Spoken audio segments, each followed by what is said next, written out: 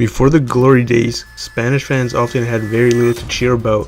The side the modern supporters now associate with international excellence had won just one international title before their 2008 Euro triumph in Vienna. That Nations Cup win in 1964 was a high watermark for the 20th century Spanish football team, as the country's favorite sport fell into a firm decline following that night at the Bernabeu. Aside from Real Madrid's European Cup win in 1966, Spanish teams largely struggled in Europe, and it would be 1974 before one had reached another European final, and 1992 before they finished on the winning side. Off the pitch was just as gloomy, and the country continued to struggle through Franco's dictatorship until the tyrannical general died in 1975.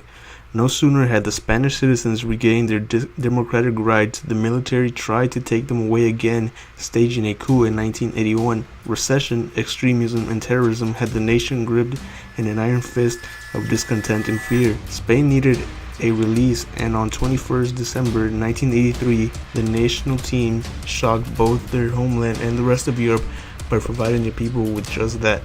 Although the story begins with a late kickoff at the Benito Villamarin, it actually starts in July 1982 with La Roja's biggest embarrassment, having failed to convince in the first group stage. Spain were finally dumped out of their own World Cup after a 0-0 draw to England at the Bernabeu. It had been just their fourth international tournament Spain had qualified for since 1964.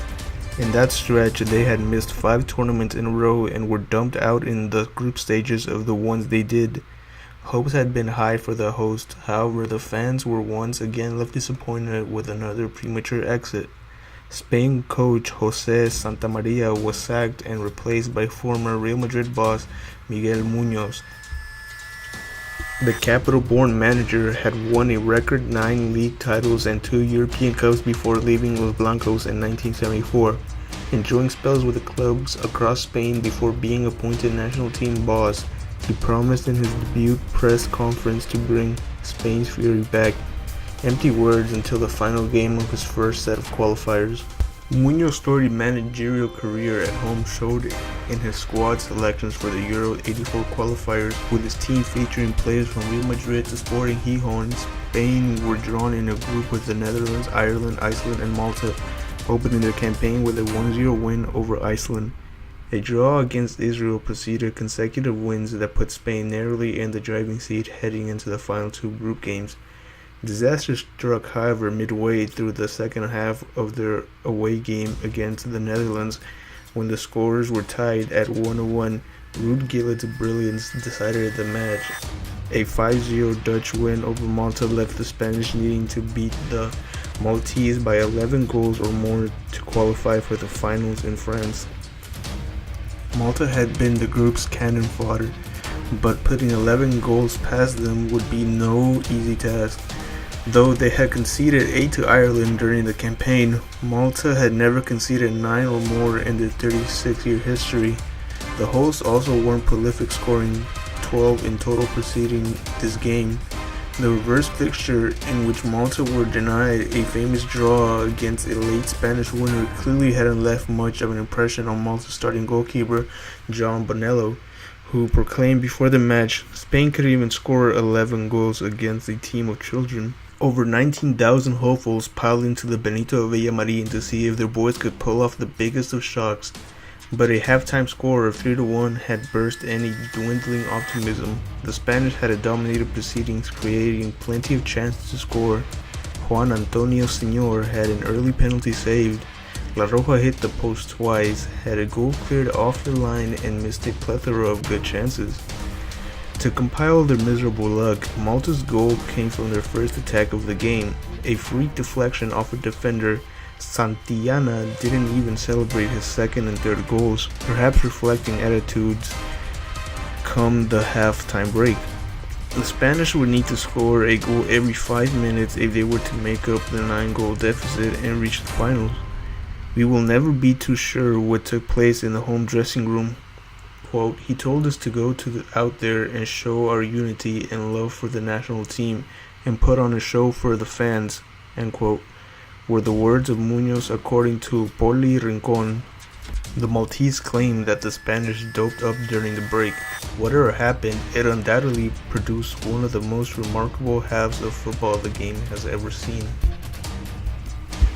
Spain got the second half off to a perfect start, Rincon scoring a fabulous solo effort to muted celebrations amongst the crowd in Sevilla. It would take another 9 minutes for him to get his second, this time from a poor pass back to the goalkeeper. Antonio Maceda's first goal was well greeted, and his quick-fire second meant it was a game on again.